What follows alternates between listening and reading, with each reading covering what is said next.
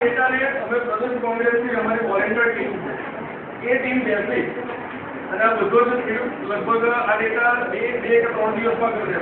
મેં કહ્યું કે આખા ગુજરાતની અંદર 10 જગ્યાએ અને 11 ઇન્સ્ટિટ્યૂટની અંદર આ પ્રોગ્રામ આજે રાહુલ ગાંધીના જન્મદિવસ નિમિત્તે અમે કર્યો છે. એકમાત્ર ઉદ્દેશ છે કે આપણો મતદાન એક પવિત્ર અધિકાર છે. એ અધિકારને જ્યારે ઈ વોટિંગ અને ટેકનોલોજીની વાત કરતા હોઈએ ત્યારે સ્વર્ગસ્થ રાજીવ ગાંધી એ ટેકનોક્રેટને લાવી અને દેશમાં ક્રાંતિ લાયા. એ જ લિંકના ઉદ્દેશથી અમે આપ સૌને આ ઈ વોટિંગની પ્રક્રિયામાં સહભાગી થવા માટે આ આખું મિશન આપણે આજે કર્યું છે અને એને સપોર્ટ કરતા અમે બધા દેશના સપોર્ટર જ છો. અમારા વગર તો વાત કરે બરાબર ને. તમે લોકો આમાં ખાસ સપોર્ટ કરશો, તમને જાણી શકો છો અને સૌથી વધારે તમારા લોકોને તેમાં સાથ આપવાનો. હવે તો તમે જાણો છો કે 50% નો અધિકાર અમને મળ્યો છે. એટલે કોઈની પણ સૌથી વધારે ઘર જોડાય બાકી પહેલા તો વોટિંગ કેવું કરું કે ઘરમાંથી ઘરના કામ લઈ લે અને વોટિંગ કરી દઉં. પાછું અમારે એવું નથી કે ઘરના કામ અને બધું જિમ્મેદારી ઘરવાળા છે ડાયરેક્ટ કટ નાખવા માટે. બહુ મહત્વની વાત છે અલ્પેશભાઈએ કહી. એવું કહી છે કે તમારા 18 વર્ષની ઉંમર છે, તમે જે કોલેજ જે ઇન્સ્ટિટ્યૂટમાં ભણતા હોય, જે પક્ષની વિચારધારા રાખતા હોય, એ પણ તમારું ઈમેલ આઈડી બધું જ લઈને એમની ઓફિસમાં બેઠા બેઠા 2-2 માર્ક ઇન્ટરનલના આપી વોટિંગ કરાવી શકે. તો આવું કરાવશે આ દેશમાં ખરેખર જે આપણને અધિકાર મળ્યો છે, સ્વતંત્રનો અધિકાર છે, આપણો અધિકાર છે, આપણા માટેનો અધિકાર છીનવાઈ છે. પહેલા નર્સિંગમાં હું જાણું છું નર્સિંગનું એડમિશન કોઈ નહોતું લેતું. આજે સૌથી વધારે ઘરસામાં જોડાય છે. કેમ કે તમે લોકો બહાર નીકળ્યા પણ તમારો જે અધિકાર છે સરકાર ચલાવવાનો, એ કોઈ લઈ લેશે તો આપણે કશું નહીં કરીશું. આ ઈ વોટિંગના ફાયદા તો છે કે ટાઈમ ના બગડે, ઘરે બેઠા સીટ દબાઈ દેવાય, પણ આપણી સીટો કોઈ દબાઈ દે કોઈ તકલીફ ને. એટલે મહેરબાની કરીને આ સીટો વાળી તકલીફ બહુ છે, કારણ કે હવે તો બહાર વગરનું સિસ્ટમ નીકળી ગયું, ગમે ત્યાં લઈને સીટ દબાઈ. એટલે આપણે ખાસ કરીને તમે બધા આમાં જાગૃતતાથી જોડાઓ, મેસેજ પહોંચાડો. તમે લોકો એજ્યુકેટેડ છો પણ હજુ પણ તમે જે ગામમાં જાઓ છો ઘણી મહિલાઓ ઘણા લોકો હજુ પણ એજ્યુકેટેડ નથી. શું એ લોકો આ સિસ્ટમને સમજશે? હું માનું છું કે પહેલા તો 50% લોકોને પૂરી સિસ્ટમ નહીં ખબર પડી. જો આપણે ભણેલા ગણેલા આટલું ટેકનોલોજી વાળા આમાં ગોઠા ખાતા હોઈએ તો ગામડાના વ્યક્તિને શું લાગી જાય? એમને તો કે કાકા અહીં નામ લખીને આવું બનાવીએ તમને 500 રૂપિયા મળશે સીટ દબાવવાના. કાકા કે ભાઈ દબાઈ જાય મારું. આપણે આવી સીટો દબાવીએ તો પછી દારૂ અને જુગાર અને 2 નંબરના ધંધા કરતા મારા સંસદ સભ્ય અને ધારાસભ્ય બને. સારા એજ્યુકેટેડ માણસો ક્યાંથી બને? તો આ જરૂરી છે. ગામના લોકો સુધી પહોંચાડજો કે ઈ વોટિંગ તમે નહીં માનો ત્યારે પેલું આ સીટો વાળું આટલું આવ્યું નથી. એમાં ઘણા લોકોને છેતરવામાં આવે. પહેલું વર્ષથી છેલ્લું દબાવતો વોટ પડી જશે, છેલ્લું દબાવતો વોટ પડી જશે અને ઘણા વોટોની હેરા થઈ છે.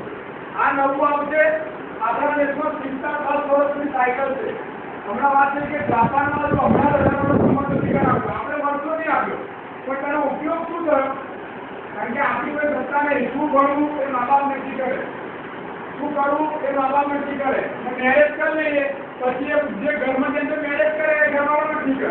આપણી જોડે શું ખાલી ડિગ્રી બતાવવાની દસકાની મેં કર્યું. એટલે આ પરિસ્થિતિ આજુની છે. એનાથી બહાર નીકળવું હશે તો અધિકાર આપણા હાથમાં આપણી મુઠ્ઠીમાં હોય. એ ત્યારે જ શક્ય છે કે જ્યારે આપણે એકચ્યુઅલી આ લોકો સુધી પહોંચાય. તમે તમારા જે કામ જે તાલુકામાં જાઓ આ સિસ્ટમ આવ્યા પછી તમે લોકો સુધી પહોંચો. તમારું કામ સેવા કરવાનું જ છે. એક રાજકારણી સેવા કરી શકે જરૂરી નથી. NSW વાળો, નર્સિંગ વાળો, મેડિકલ વાળો, આ દરેક લોકો સમાજની સેવા કરે છે. એક એડવોકેટ, એક પોલીસ, એટલે તમે દરેક એક ભાગ મહેરબાની કરીને જોડાય અને એક્ટિવલી રહે. એવું ના કે ગાયાની માણસની તમારું માથું ખાઈ ગયા 10 મિનિટ અને આપણે ફોર્મ ભરી રાખીને મજા કરી. એવું ના કે તમારી ઈમેલ એડ્રેસ નથી હોય કેટલા જણા છે? ઘણા બધા ઈમેલ નથી વાપરતા.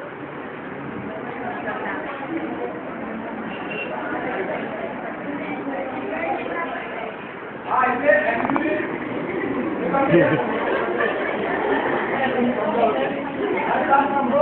એ બાબતે તમારી વાત સાચી છે. કોલેજ કહે છે કે આ બધું ફેસબુક વોટ્સએપ આવ્યું પણ આપણા લોકો હકારાત્મક ઉપયોગી કરે, નેગેટિવ વધારે ઉપયોગ કરે. આ આવે છે ને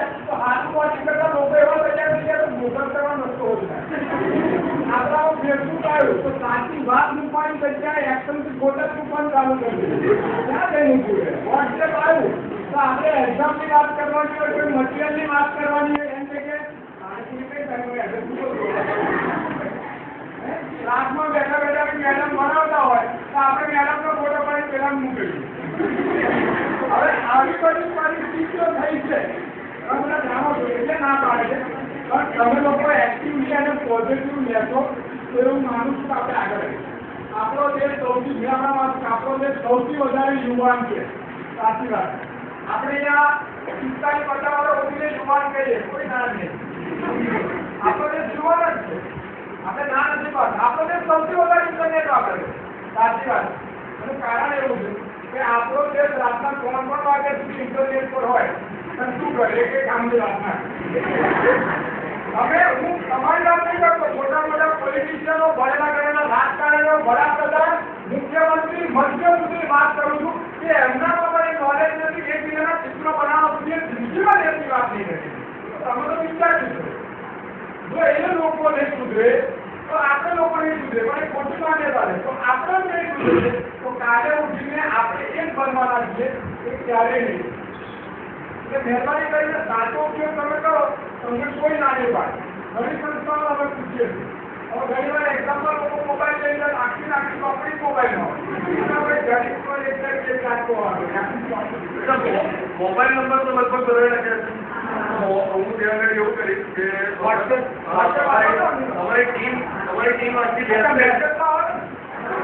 અમારી ટીમ આખી બેસશે કે અમે થોડા ડેટા તમે ચેક કરીશું કે ઈમેલ વગરના કેટલા છે, એટલે એ લોકોને અમે મેસેજથી કોમ્યુનિકેટ કરીશું આગળની પ્રોસેસ. વોટ્સએપ એવું વાપરશે ઈમેલ એડ્રેસ તમે લોકો બનાવશો અને હું કોલેજમાં અમે રિક્વેસ્ટ કરીશું કે ઈમેલ એડ્રેસ એ લોકો ખૂબ જરૂરી છે. વાત કરીએ દેશ જ્યારે વિશ્વની પહોંચવાની વાત કરતો હોય તો આપણી લોકો ઈમેલ એડ્રેસ અત્યારે તો તમામ કામ ઈમેલ પર કરીશું. તમારી જાણ માટે કોઈ મેડમ નહીં કરું. યુનિવર્સિટીઓ અત્યારે જાહેર કર્યું કે તમામ પેજનું કામ બંધ કરી અને ઈમેલ પર જ કામ થશે. આન્સર, એડમિશન, ફોર્મ કશું જ ઈમેલ પર. કારણ કે તમે નહીં માનો કે આપણે એટલા બધા કાગળ વાપરીએ છીએ કે એટલા ઝાડે નહીં ઉગાડી શકીએ. ઝાડ તો કાપ્યા પણ ખેતરના બાવળે હોત આપણે કાપી બહુ ખરાબ પરિસ્થિતિ પર છીએ આપણે. એટલે મહેરબાની કરીને આપણે હવે ટેકનોલોજી બાજુ થોડા વળીશું. મેડમ અમે કોલેજને પણ રિક્વેસ્ટ કરીએ છીએ અને ઈમેલ એડ્રેસ માત્ર ફેસબુક, વોટ્સએપ નહીં આપે. ઈમેલ એડ્રેસ ઇવન મેડમને એ પણ રિક્વેસ્ટ કરીએ છીએ કે ધારો કે એમને એક દિવસ અમને આપશો તો ઓનલાઈન રજીસ્ટ્રેશનના 2 તબક્કા, એક એમનું ઈમેલ આઈડી જનરેટ કરવું અને બીજું એમ ઈમેલ આઈડી જનરેટ થયા પછી એમનું ઓનલાઈન કરવું. એના માટે અમે અલગથી અમારી ટીમને પણ અહીંયા આપી શકીએ. તમે જે દિવસ, જે વાર કે જે રીતનું કહેશો તો અમારી ટીમ 5-6 લેપટોપ, 10 લેપટોપ લાવી અને એમને ફેસિલિટેટ કરશે. બધાના ઈમેલ પણ અમે જનરેટ કરી આપીશું અને જોડે એમનું રજીસ્ટ્રેશન પણ એ પણ તમે અમને જણાવશો. એક અલગ પ્રોગ્રામ અમે આપીશું. કે હવે તો સરકારે મફત લેપટોપ આપવા, મહિલાઓનું 100% રજીસ્ટ્રેશન કરવું, એમને એજ્યુકેશન મફત આપવું શરૂ કરે છે. અમારા સુધી પહોંચ્યું નહીં પણ એમને કાગળ પર કાગળ પર એવું છે પણ અમે લડીએ કે તમારા સુધી પહોંચે. અમારી માંગણીઓ પણ છે અને સરકારને ગમે એમ કરીને અમે એકને લાવીશું કે તમને પહોંચે. તમે અત્યારે ઘણી વાર જુઓ છો કે ગ્રામ પંચાયતમાં સરપંચ મહિલા છે, કોર્પોરેટર છે, મિનિસ્ટર છે, એ શરૂઆત કોને કરે? એ રાજ્ય ભવ્ય છે. પંચાયતી રાજમાં મહિલાઓની ભાગીદારી એ સૌથી પહેલા એમણે શરૂ કરાય અને સૌથી પહેલો વિચાર કોનો હતો તો મહાત્મા ગાંધીજી.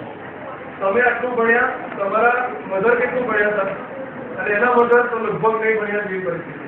એ વખતે મહાત્મા ગાંધી ઘરે ઘરે ફરીને એમ કહેતા હતા કે ઘૂંટામાંથી સ્ત્રીને બહાર કાઢો, એને ભણાવો, કારણ કે પુરુષ ક્યારેય બાળકોની કેળવણી નહીં કરી શકે, એની જોડે સમય નથી.